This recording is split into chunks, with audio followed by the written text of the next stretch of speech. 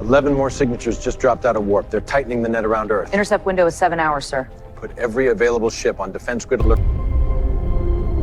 Control, we've got movement. Multiple contacts bearing 180, Copy, closing Horizon. slow. Visual Hold confirms observation. they're massive. No Holding transmission.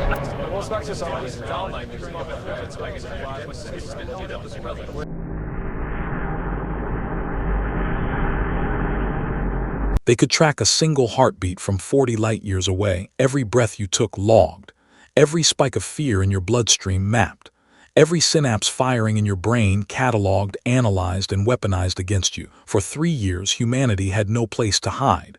Not underground, not underwater, not even in the cold vacuum of space.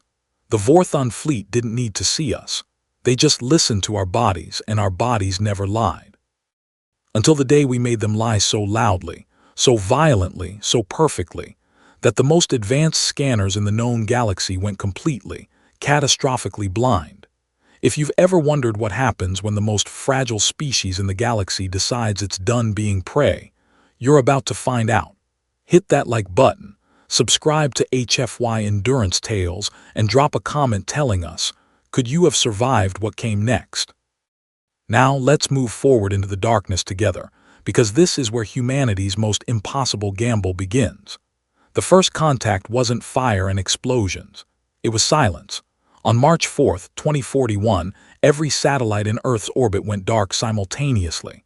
Not destroyed, just switched off. Like a child flicking a light switch to see what happens in the dark. Within 6 hours, every deep space relay station humanity had spent 40 years building returned a single signal. Not a message, not coordinates, just a frequency, a precise biological frequency that matched the human heartbeat exactly. They had been listening for a long time. Commander Aaron Mercer was in the Cheyenne Mountain Operations Center when the first Vorthon vessel entered the solar system. He remembered the exact moment, not because of what he saw on the tactical display, but because of what he felt. A pressure behind his eyes, like the air itself was being read. Like something vast and cold had just turned its full attention toward him personally. "Not slowing down," said Lieutenant Ryan Calloway, his voice tight. "No deceleration pattern. They're not arriving, sir. They're already here." Mercer stared at the display. 14 vessels, each one 3 kilometers long, arranged not in a battle formation but in a grid, a scanning grid, positioned perfectly to cover every square mile of Earth's surface from pole to pole. Within 48 hours, humanity understood what the Vorthon were. They weren't conquerors in the traditional sense. They didn't want land or resources. The Vorthon were collectors, or more precisely, catalogers. Every civilization they encountered was measured, mapped, and indexed.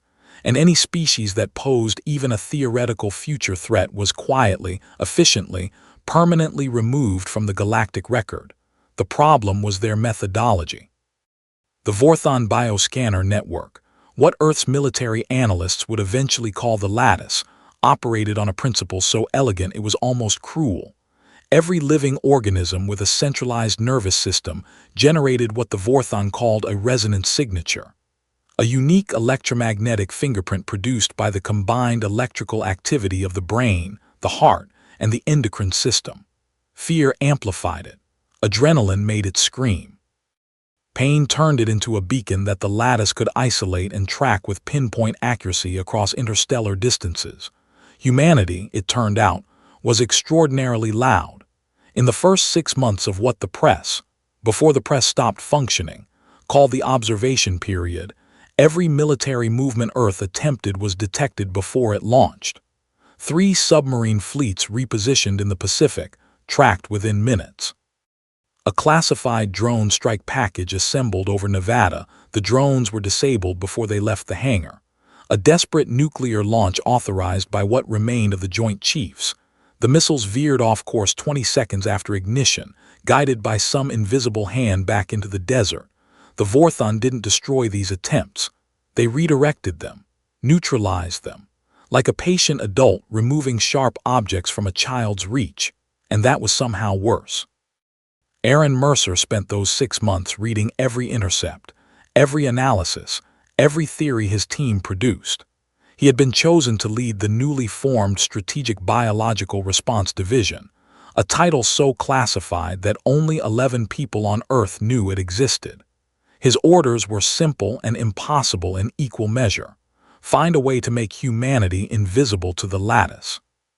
He had 30 analysts, 3 neuroscientists, 1 quantum physicist named Dr. Samuel Holt who hadn't slept in what appeared to be several weeks, and a budget that existed only on paper because the global financial system had quietly collapsed under the weight of collective human terror.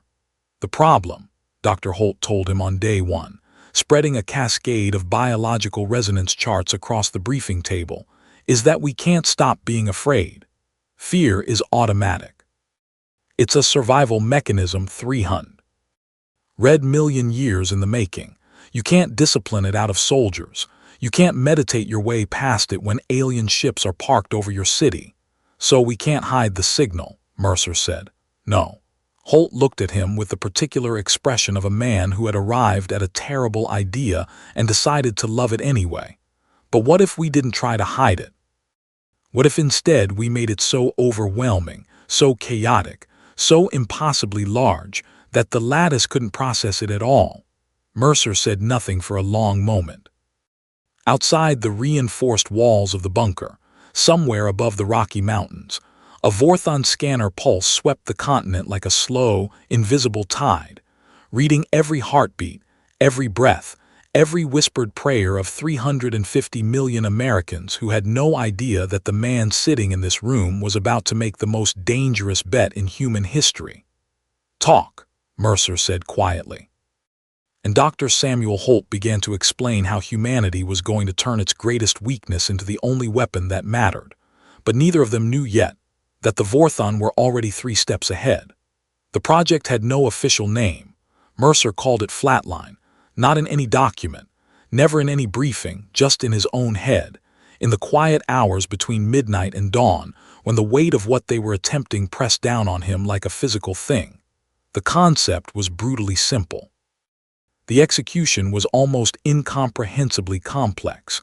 Dr. Holt's theory rested on a single observed phenomenon that his team had detected in the lattice's scanning behavior. A phenomenon so subtle that it had taken 4 months of round-the-clock signal analysis to confirm. When the Vorthon scanners encountered a large enough cluster of overlapping biological resonance signatures, say a packed stadium, a dense urban center during a crisis event, the lattice didn't resolve individual signatures. It averaged them. It smoothed the chaos into a readable composite signal and moved on. But there was a threshold. Below a certain complexity ceiling, the lattice read everything clearly. Above it, the system experienced what Holt called resonance saturation. The signal became too dense, too contradictory, too layered to process in real time. The lattice flagged it as environmental noise and deprioritized it. It's like trying to eavesdrop on one conversation in a room where 1,000 people are all screaming at the same volume, Holt explained to Mercer's assembled team on day 41. The scanner is brilliant, but it has processing limits. Every system does. So we need to make the entire planet scream at the same volume, said Lieutenant Calloway slowly. Simultaneously. Controlled screaming, Holt corrected. Random noise doesn't work. We've tested that. The lattice filters random biological variation automatically. What we need is synchronized chaos, a paradox. Billions of nervous systems producing stress responses in a coordinated pattern that the lattice's algorithms interpret as catastrophic system-wide interference. The room was quiet for a moment. "You want to synchronize the stress responses of 8 billion people," said Colonel Nathan Blake, head of the division's military operations wing. He said it the way a man says something when he's hoping he heard it wrong. "Not just stress responses," Holt said. He placed a small matte black device on the table. It looked like a hearing aid. "Neural implants, subcutaneous. Injected, not surgically inserted. The delivery system is already adapted from existing vaccine infrastructure. Each implant connects wirelessly to a distributed quantum mesh we'd build into existing global communication satellites. On a single coordinated signal, every implant fires simultaneously, stimulating the vagus nerve and the adrenal axis in a precisely calibrated sequence that produces a biological stress signature: fear, physical exertion, cardiac elevation, without any actual physical danger to the host. "You want to fake terrify 8 billion people at once," Blake said. "For approximately 90 seconds, Holt confirmed. "That's all we need." 90 seconds of global synchronized biological chaos, and every lattice node in the solar system goes dark. Mercer had been silent through all of this. He was looking at the implant on the table, and during those 90 seconds, he said, "We move." "During those 90 seconds," Holt agreed, "we become invisible." The logistics of what followed were staggering. The implant program had to be global, not American, not NATO, not a coalition of willing nations. Global. Which meant that in the greatest act of secret international coordination in human history, the leaders of every surviving functioning government on Earth were quietly, carefully, and urgently brought into a single classified briefing that lasted 11 hours and ended with unanimous agreement. Not because they all trusted each other, because they were all equally terrified. Implants were distributed through existing public health infrastructure, folded into routine medical procedures, mixed into standard treatment protocols, delivered through systems that the Vorthon scanners read as ordinary biological maintenance activity. It took 8 months. It required the silence of millions of medical professionals who were told only what they needed to know and trusted with more than they could fully comprehend. And it almost failed 3 times. The first near failure came in month 3, when a Vorthon scanner pulse of unusual intensity swept North America in what appeared to be a targeted deep scan, the kind of scan the lattice reserved for areas of suspected coordinated activity. Mercer's team went cold. If the Vorthon had detected the implant distribution program, it was over. Not just the mission. Everything. They held their breath for 72 hours. The pulse moved on. Mercer didn't sleep for 4 days after that. The second near failure was human. A senior WHO official, a man named Gregory Walsh who had been briefed at Level 1 clearance, broke under the psychological pressure of the secret and attempted to contact a journalist. He was intercepted. He was not harmed. He was placed in a secure facility and treated with the dignity that the situation barely allowed. But the incident reminded Mercer of something he tried not to think about too often.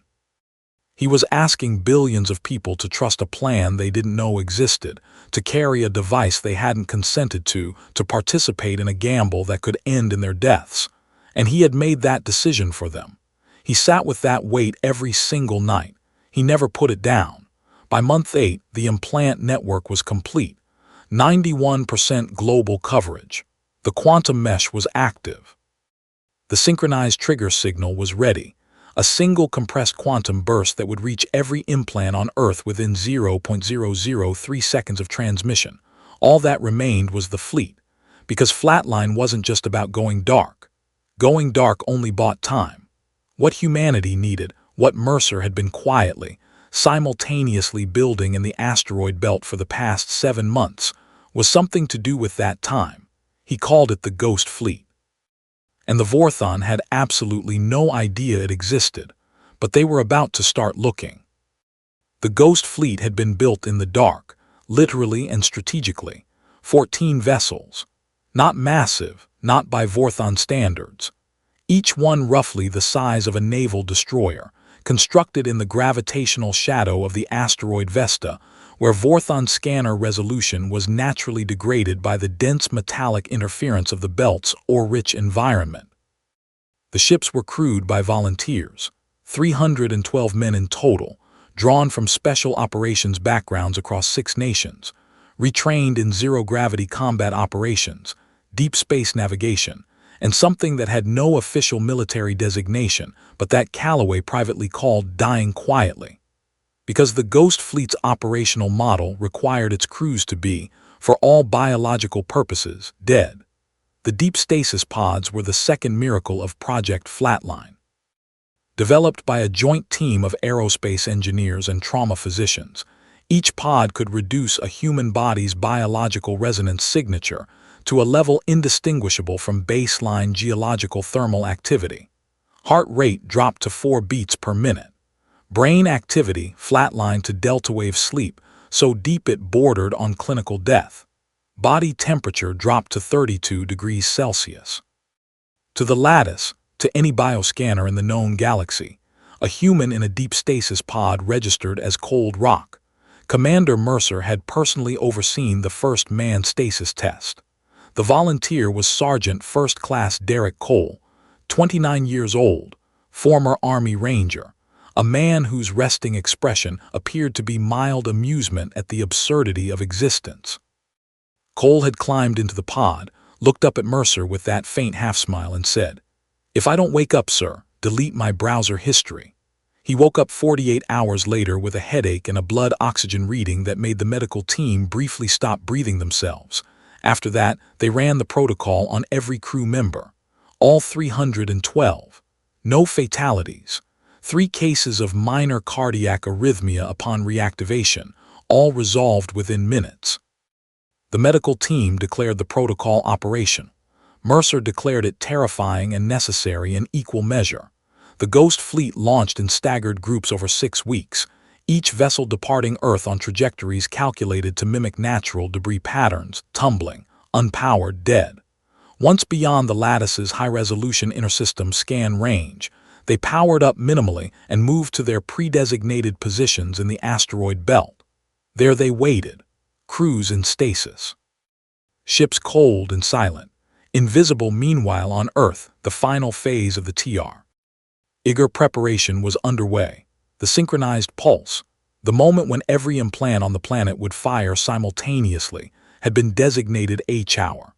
The timing was not arbitrary. Mercer's analysts had spent months studying the Vorthon fleet's patrol cycle, their scanning intervals, and most critically, the precise moment in each cycle when the lattice's processing load was at its highest, when the fleet was simultaneously running deep scan, tactical analysis, and intervessel communication. That moment, occurring every 71 hours with clockwork Vorthon precision, was when the system would be most vulnerable to resonance saturation. They had 6 windows. If they missed all 6, the implant network would degrade past operational effectiveness within 30 days. "We use the 3rd window," Mercer told his team. "First 2 are contingency. Last 3 are last resort." "Why the 3rd?" Blake asked. "Because the first time you do something unprecedented," Mercer said quietly, "you want enough runway behind you that if something goes wrong, you had time to fix it. And enough runway ahead that you still have options." Nobody argued. The 3rd window was 11 days away. On day 9, everything changed. A Vorthon vessel, one of the 14, designated in Earth's tactical system as Bravo 7, departed its position in the scanning grid and moved. Not toward Earth, toward the asteroid belt. Mercer's operations center went absolutely still. "Random patrol?" Calloway asked, his voice carefully neutral. "Vorthon don't do random," said Dr. Holt, who had not left the operations center in 40 hours. He was staring at the trajectory data with an expression Mercer had learned to read as controlled panic. "That heading, that specific heading." He ran the projection, then ran it again. "They're not heading for Vesta. They're heading for the debris field 14,000 kilometers spinward of Vesta." He looked up. "That's where Ghost 4 is parked." Ghost 4. 14 crew.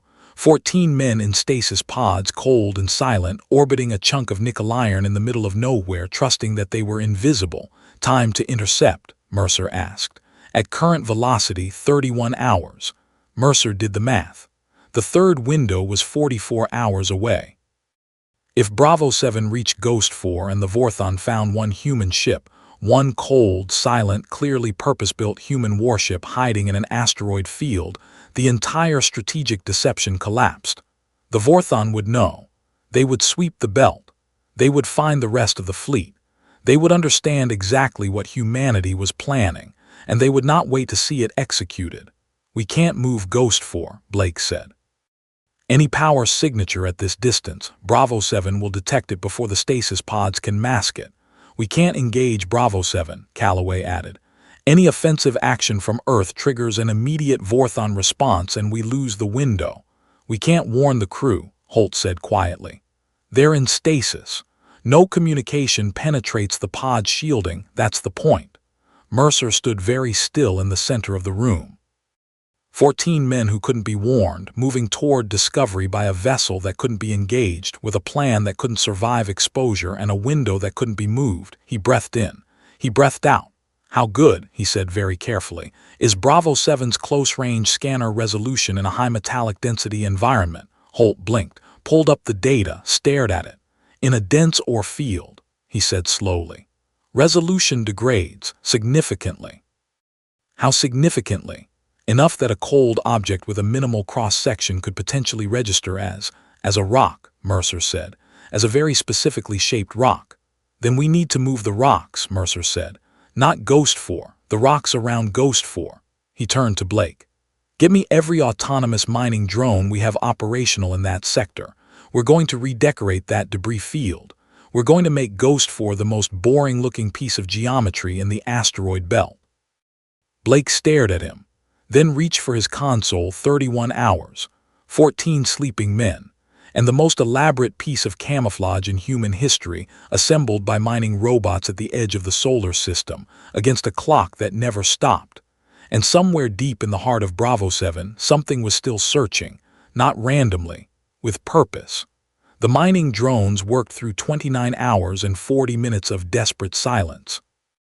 Ghost 4's position, a 340-meter-long warship hovering motionless in a mid-density ore field, was transformed piece by piece.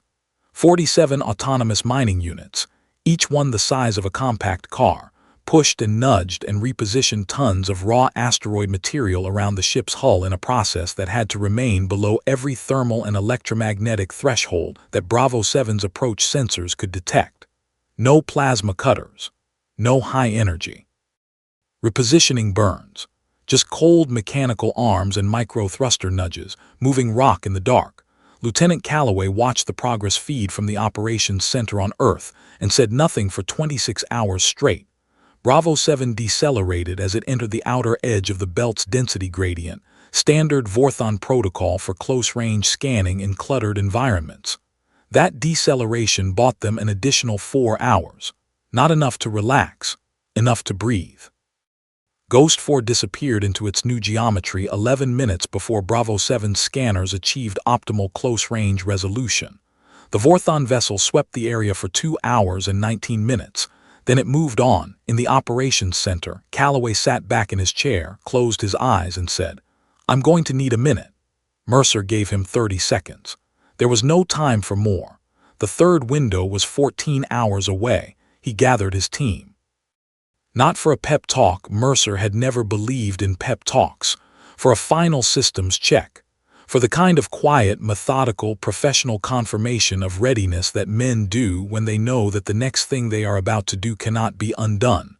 The implant network, green. 91% global coverage holding steady. The quantum trigger, armed. A single compressed signal, preloaded into 4 independent relay stations positioned in geosynchronous orbit, because if one failed, or 2 or 3, the 4th had to fire regardless. The Ghost fleet. 11 of 14 vessels confirmed operational via passive resonance check. Ghost 4 confirmed, crew alive, stasis holding. Ghost 9 had lost 2 pods to equipment failure during the long wait. Both crew members had been manually awakened and were operating the vessel under radio silence. Ghost 11 had a microfracture in its main drive housing, operational but degraded. 310 men. Cold and silent and waiting at the edge of the solar system, trusting a plan built by people they would never meet, for a species that had never won a war like this before. 30 minutes to window, Calloway announced. Mercer stood at the center of the operations room and thought about all the things that could still go wrong. He thought about Gregory Walsh, sitting in a secure room somewhere, carrying a secret that had broken him. He thought about Derek Cole, frozen in Ghost 4's stasis bay with a half-smile locked on his face like a man who had made peace with whatever came next. He thought about 8 billion people going about whatever version of surviving they were managing today, buying food where food could still be found, comforting children who asked questions nobody could answer honestly, looking up at a sky that had been wrong for 3 years. They hadn't asked for any of this. He hadn't asked them, Commander. It was Dr. Holt. "There's something you should see." Mercer moved to Holt's station. On the display, a resonance pattern, not from Earth, from the Vorthon fleet. Running a non-standard scan cycle, Holt said quietly. Not the routine deep scan, something different. Narrower bandwidth but much higher resolution, targeted at specific geographic coordinates. Mercer looked at the coordinates. They were centered on Cheyenne Mountain. "They know," Blake said flatly. "They suspect," Holt corrected. "If they knew, we'd already be gone. They suspect that something is being coordinated. They don't know what, they don't know when, but they're looking." "Can they detect the trigger signal when we fire it?" Mercer asked. Holt's jaw tightened. "The quantum burst itself, no. It's below their detection threshold. But the effect, 8 billion simultaneous stress responses firing within 0.003 seconds of each other, that's not something that happens naturally. They will know immediately that something happened. We'll have, at best, 90 seconds before they begin to understand what." 90 seconds, Mercer said. 90 seconds, Holt confirmed. "After that, the saturation degrades. Signatures start separating. The lattice begins resolving individuals again, and the ghost fleet loses its window." 20 minutes, Calloway called. Mercer walked back to the center of the room. 90 seconds. 310 men would have 90 seconds to emerge from stasis, confirm systems, and execute a coordinated attack on 14 Vorthon vessels simultaneously, while still crossing the distance between the asteroid belt and the fleet's position at maximum burn. They wouldn't make contact in 90 seconds. Nobody had ever thought they would. What they needed in those 90 seconds was different, simpler, more absolute. They needed the Vorthon to be blind.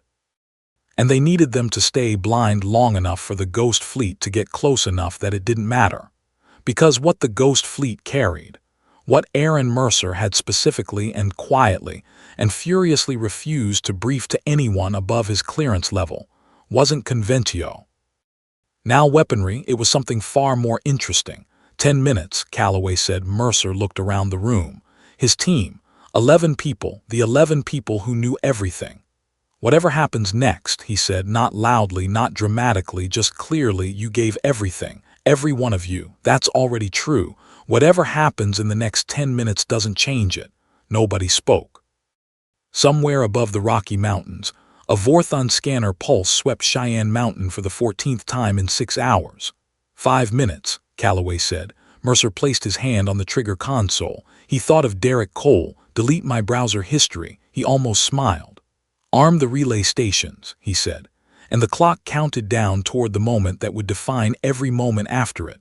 The Vorthon had built the perfect trap. They just hadn't considered that their prey had already built the door. HFY arrived at 3:47 Greenwich Mean Time on a Tuesday in November, a moment so ordinary in its packaging that history would later find it almost offensive. Mercer said, "Fire." Calloway transmitted the trigger. The quantum burst reached every implant on Earth in 0.003 seconds. What happened next had never happened in the history of the planet. 8 billion nervous systems fired simultaneously, not in panic, not in pain. In a precise, coordinated biological scream that lasted exactly 91 seconds, a sustained surge of adrenal response, cardiac elevation, and neural stress that hit the Vorthon lattice like a wall of white noise traveling at the speed of biology. Every scanner node in the solar system was inundated simultaneously. The lattice's processing cores, designed to handle millions of individual signatures in parallel, encountered something their architecture had never modeled. A single, undifferentiated roar of 8 billion overlapping resonance signatures, perfectly synchronized, perfectly dense, absolutely unresolvable. In the Vorthon fleet's command vessel, designated by Earth's analysts as Alpha One, the bioscanner network experienced what its own diagnostic systems could only classify as a catastrophic environmental anomaly. Not an attack, not an electromagnetic pulse, the biological equivalent of a sun going nova at point-blank range. Every display in the scanning division went white, every operator's interface locked. Every automated response protocol cycled through its decision tree and arrived, again and again, at the same conclusion. No data, no signal, No life. Anywhere, Earth was dead, or at least that was what the lattice said. And in the asteroid belt, 310 men woke up. Stasis pods opened in sequence across all 14 Ghost Fleet vessels, smooth, rapid, rehearsed so many times in simulation that the actual moment felt almost familiar. Bodies flooded with reactivation stimulus. Hearts climbed from 4 beats per minute to 60 in under 30 seconds. Hands found consoles. Eyes adjusted. Voices confirmed systems in clipped, professional cadences that betrayed almost nothing of the biological miracle of waking from near death to find yourself at war. Derek Cole opened his eyes, looked at the tactical display above his pod, saw the Vorthon fleet's position, and said, "All right, let's go." Ghost Fleet executed maximum burn simultaneously. The ships did not carry conventional missiles. They did not carry directed energy weapons or nuclear warheads, though they carried those too as secondary systems. What each Ghost Fleet vessel carried, clamped to its spine in a housing that looked, to any external sensor, like an additional fuel tank, was a resonance disruptor. Not a weapon, technically. It didn't destroy. It didn't kill, it broadcast. Specifically, it broadcast a targeted, high-intensity version of the same biological resonance signal that the implant network had generated globally, but focused, tuned, aimed directly at the neural architecture of Vorthon biology. Because in the 7 months that Dr. Holt's team had spent studying the lattice, they had discovered something the Vorthon had never considered necessary to protect. Their scanners worked both ways. A system designed to receive biological resonance could, under the right conditions, transmit it. And the Vorthon, it turned out, had nervous systems too, not identical to human nervous systems, but close enough. Close enough that a precisely calibrated resonance broadcast, tuned to Vorthon neural frequencies using data harvested from 3 years of lattice interaction, produced in every Vorthon crew member within range, an experience their biology had no name for, because they had never needed one. Terror, pure, overwhelming, autonomic terror, the kind that bypasses reason and training and command structure and reaches directly into the ancient, animal core of any nervous system complex enough to feel it. The kind that does not ask permission. The kind that simply arrives. The Ghost Fleet crossed from the asteroid belt in 47 minutes. As for those 47 minutes, Earth was invisible. The Vorthon fleet was blind. And the resonance disruptors, activated at maximum range the moment the ships achieved targeting lock, began their work. Alpha 1's command crew experienced mass autonomic crisis 9 minutes before Ghost Fleet achieved weapons range. 14 ships, 14 crews, 14 different versions of the same catastrophic biological event. A wave of neurological overload that the Vorthon had no protocol for because they had never been prey. They had only ever been hunters. They didn't know what it felt like to be afraid of dying. They learned. The conventional strike missiles, directed energy, the nuclear warheads used against the 2 vessels that managed partial shielding, lasted 11 minutes, not because the Vorthon couldn't respond, but because a crew experiencing species-first existential terror does not respond well. Commands were issued and not followed. Defensive systems were activated incorrectly. 2 Vorthon vessels collided attempting to maneuver simultaneously in the same corridor. Ghost 9, the vessel with the 2 manually awakened crew members operating it alone, destroyed Alpha 1's primary scanner array with a single-shot directed energy burst from a range of 40 kilometers. The shot was taken by a man named Specialist First Class James Whitfield, 26 years old, former Marine, who later described the moment in a debrief as, "I just pointed at the thing that was hurting everyone and pulled the trigger. That's all it was. It wasn't all it was, but that was enough." At 58 minutes past H-hour, the last functioning Vorthon vessel in Earth's solar system went dark, not destroyed. Disabled, drifting, crew alive but incapacitated. Mercer had been specific about that. Alive, always alive, because what came next required a messenger in the operations center. The tactical display updated. 14 contacts stationary. No power signatures, no scanner activity, no threat indicators. Calloway looked at Mercer. Mercer looked at the display for a long time. "Get me a communications channel to Ghost Fleet," he said. The channel opened. Static. Then Cole's voice, warm, unhurried, carrying that permanent edge of mild amusement. Operations, this is Ghost 4.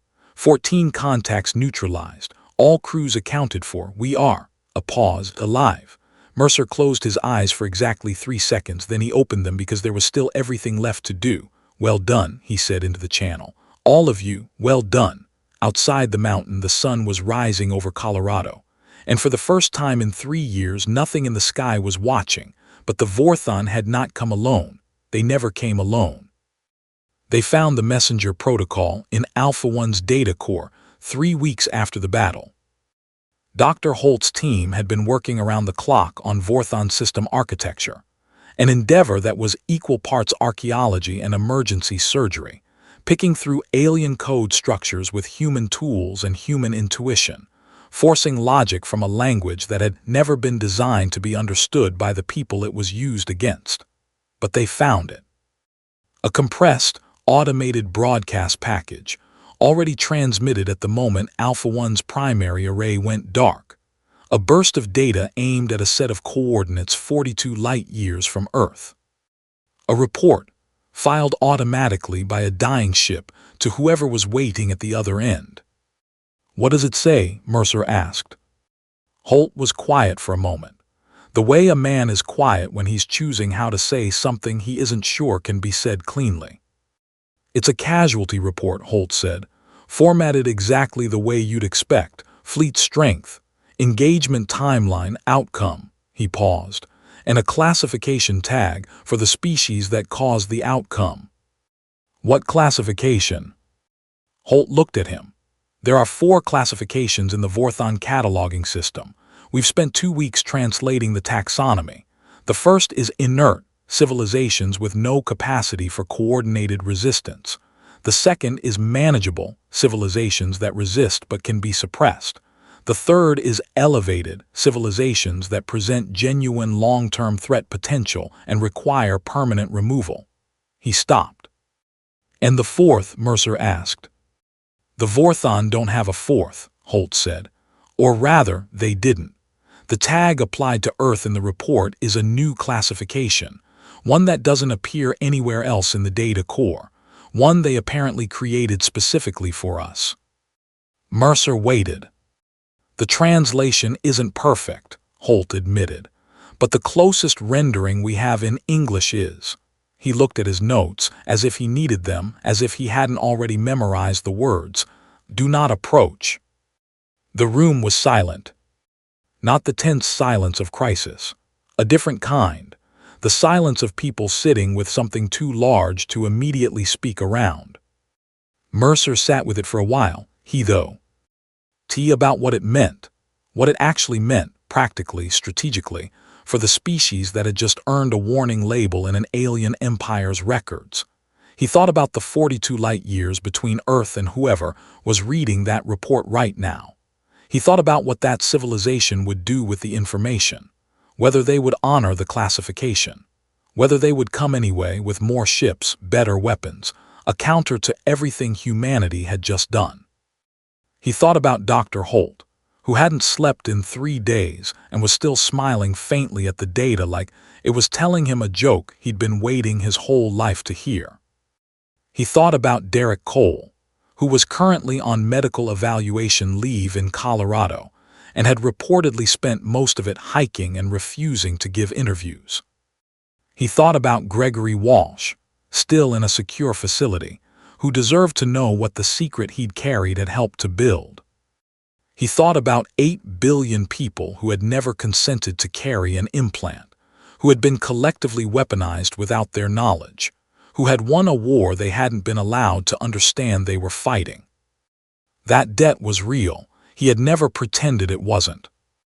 What came after, the global disclosure briefings, the international tribunals, the political firestorm that erupted when the full scope of Project Flatline became public, was not clean.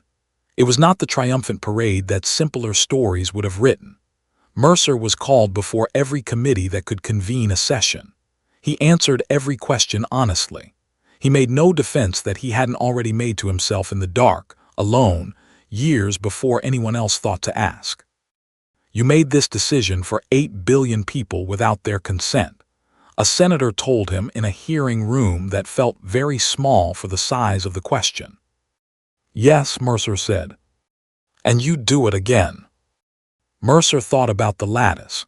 About 3 years of being hunted by something that could hear your heartbeat from the other side of the solar system. About 14 cold, silent ships and 310 men who had volunteered to die quietly for a species that didn't know they existed. I'd tell them first, he said. If I had the time, I didn't have the time. A beat. Yes, I'd do it again. The hearing room was quiet. The senator wrote something down. Outside, the sky was clear, and for the first time in the living memory of everyone under 35, empty of watchers. The implants were removed over the following 18 months through the same global health infrastructure that had delivered them. Voluntary, for all but the military personnel who had carried operational versions. 93% of the global population chose removal. 7% chose to keep them, some because they had grown used to the subtle neural regulation they provided, some because they trusted what the implant represented, some because they were, quietly, preparing. In case the 42 light-years proved not to be enough. Mercer understood that 7% in a way he couldn't fully articulate. He was part of it. The Ghost Fleet was recommissioned under the newly formed Unified Earth Defense Command, a body that, for all its bureaucratic ungainliness, represented the first genuinely unified human military institution in the history of the species. Aaron Mercer was offered command. He declined. He recommended Nathan Blake, who accepted, and who turned out to be better at the politics of the job than anyone had anticipated. Mercer went back to Colorado. He hiked. He read. He answered some of the letters that came. There were a lot of letters from everywhere in every language, saying everything from thank you to how dare you to I didn't know I was carrying that, and I'm not sure how I feel, and he replied to the ones he knew how to answer honestly. He didn't know how to answer all of them. He was working on it. 6 months after the battle, Dr. Samuel Holt published, in a journal that hadn't existed before the invasion and was now the most read scientific publication on Earth, a paper titled Resonance Saturation as a Function of Biological Complexity, Implications for Interstellar Threat Assessment.